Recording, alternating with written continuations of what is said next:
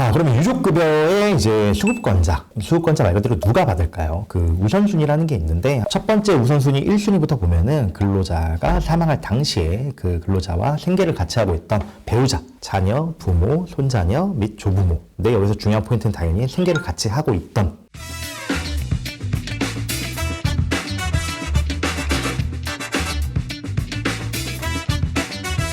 그리고 과로사는 말 그대로 이제 장시간 노동이나 과중한 업무적인 스트레스가 있겠죠. 이런 걸로 발생하는 급성 사망을 의미합니다. 이것도 원인이 조금 비슷해요. 심혈관계 질환, 심근경색 이런 질환들이 아무래도 고혈압, 동맥경화 이런 게 복합적으로 작용을 해서 발생하기도 하고요.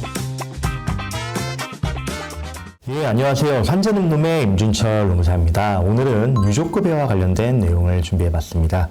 고용노동부 통계에 따르면 2021년도 한 해 산재 사고 사망자 수는 828명입니다. 그리고 2024년 기준으로는 589명으로 좀 감소하긴 했으나 거의 매일 최소 1명 이상이 산업재해 사고로 안타깝게 돌아가시고 있다는 것입니다. 사실 업무상 사고로 인한 사망한 통계입니다. 그래서 직업상암이나 과로사 같은 업무상 질병으로 인한 사망까지 포함하게 되면 그 숫자는 훨씬 증가를 하지 않을까 싶은데요. 오늘 영상에서는 이제 유족급여에 대해서 수령 조건이라든지 그리고 청구 전에 좀 궁금한 내용들 위주로 정리를 해봤습니다. 자, 첫 번째로는 유족급여가 무엇인지부터 한번 설명을 드려보도록 하겠습니다. 이제 제2자분이 안타깝게 산재로 사망하게 되면 유족분들이 어떻게 될까요? 사실 취업이 가능하고 경제적으로 생활이 가능하다고 하면 큰 문제가 없을 수 있는데, 예를 들어 나이가 너무 어리거나 나이가 너무 많거나 아니면 배우자 분 같은 경우에는 평생의 돈반자를 안타깝게 사별을 하시게 되기 때문에 앞으로 살 날들이 정말 막막해질 수밖에 없겠죠. 그래서 이러한 유족들의 생활을 보장하고자 도입한 제도가 유족급여다라고 보시면 될 것 같습니다. 자, 유족급여의 지급 기준은 어떻게 될까요? 좀 나눠서 설명을 드릴게요. 첫 번째로는 근로자가, 두 번째 업무상 사유로 사망한 경우, 세 번째로는 유족에게 지급한다라고 규정되어 있습니다. 이 세 개를 좀 하나씩 나눠서 설명을 드려보도록 할게요. 첫 번째 조건은 근로자여야 합니다. 그래서 근로기준법상 근로자인 경우에 노동관계 법령 대부분이 적용이 된다라고 보시면 될 것 같고요. 이게 적용을 못 받는 분들 같은 경우에는 안타깝게도 유족급여를 청구할 수는 없게 된다. 그리고 실제로 일반 근로자와 똑같은 업무를 하시는 분들인데도 사업자 등록을 내셔서 대표자로 근무를 하시거나 아니면 사업소득세를 공제하는 분들 같은 경우에는 근로자성이 좀 문제가 되는 경우가 있어요. 물론 인정이 될 수도 있겠지만 형식적으로든 아니면 실질적으로든 근로자성이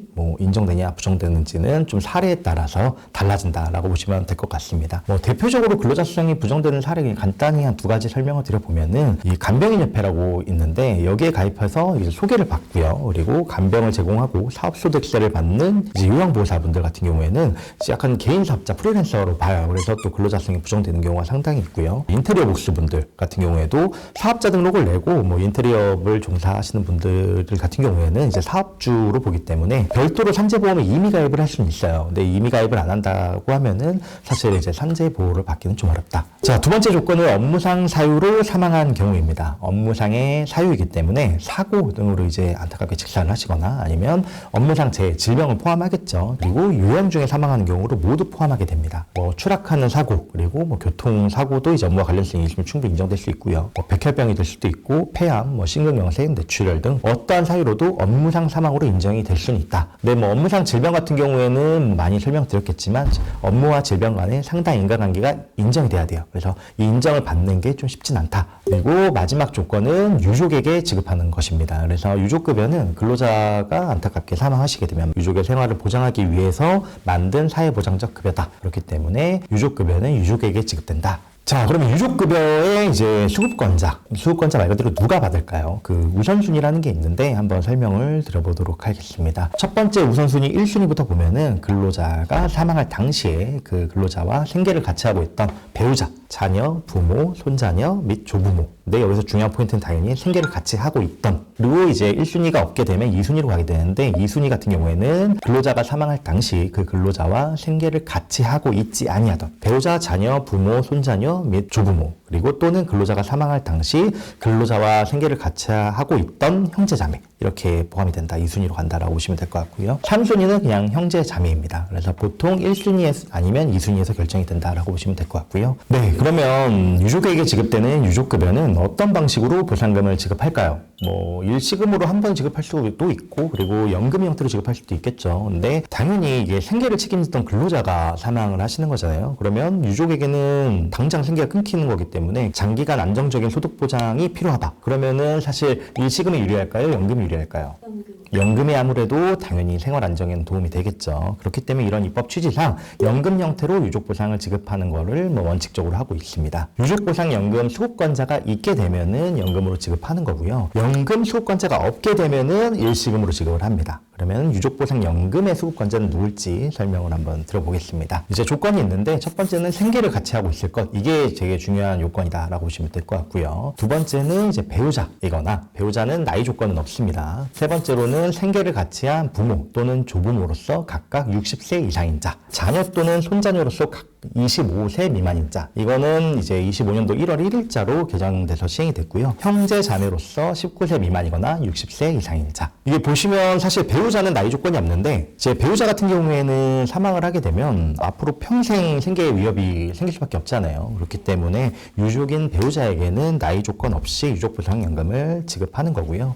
부모, 자녀, 형제 자매의 경우에는 20세부터 59세까지는 뭐 경제적 소득이 충분히 발생할 수 있기 때문에 연금을 지급할 필요성이 없다라고 본다라고 보시면 될 것 같습니다. 그래도 이제 부모, 자녀라도 이제 그 유족이 19세 미만이거나 60세 이상인 경우에는 생계를 위해서 유족보상연금으로 지급이 된다. 자, 그러면 유족보상연금 수급권자에게는 어느 정도 산재보상금이 지급될까요? 사망한 근로자의 평균임금을 기초로 산정합니다. 그래서 평균임금이 낮게 되면 연금도 그만큼 낮게 산정이 되는 거고 평균임금이 높으면 당연히 연금 금액도 그거에 따라서 올라간다라고 보시면 될 것 같고요. 그리고 연금 같은 경우에는 수급 자격자 수에 따라서 조금 지급 금액이 달라지게 되는데 평균임금 15만 원을 예로 간단히 한번 설명을 드려볼게요. 제 망인분의 평균임금이 15만 원 기준으로 봤을 때 급여 기초 연액이라는 게 있고요. 연액은 말 그대로 평균임금 곱하기 365일분입니다. 평균임금 15만 원 기준으로는 당연히 5,475만 원 정도가 산정이 될 거고요. 기본연금액은 급여 기초 연액 아까 말한 5,475만 원의 47%를 봅니다. 그래서 2,573만 2,500원이 될 거고요. 가산연금액은 급여 기초 연액에 곱하기 5%가 들어가거든요. 그래서 270만 3,750원이 됩니다. 그럼 매월 연금액은 어떻게 되느냐?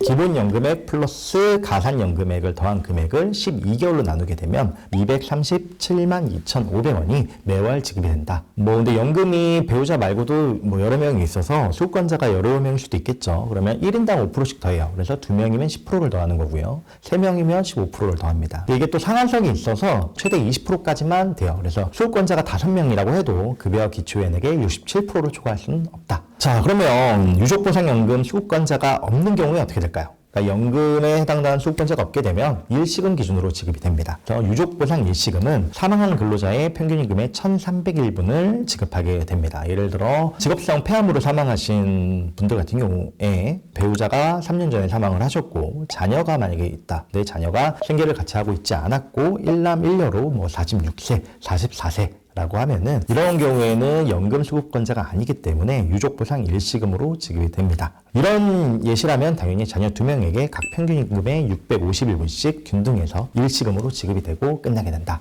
네, 오늘은 유족급여에 대해서 한번 알아봤습니다. 이제 지금 이 순간에도 업무상 사고, 질병 등 이제 불의의 재해로 안타깝게 돌아가시는 근로자분들이 많이 계십니다. 오늘 내용이 뭐 유족분들에게 조금이라도 도움이 되셨으면 좋겠습니다. 다음에도 유익한 내용으로 찾아뵙도록 하겠습니다. 산재놈놈의 임준철 노무사였습니다. 감사합니다. 산재는 퇴직 시점이 기준이 아닙니다. 그래서 진단 시점이 기준입니다. 이게 좀 많이 오해를 하시는데 퇴직한 지 오래됐다고 해서 신청이 안 된다라고 생각할 수도 있고 심지어 퇴직을 하면 산재 신청 자체가 안 되는 줄 아시는 분도 많아요.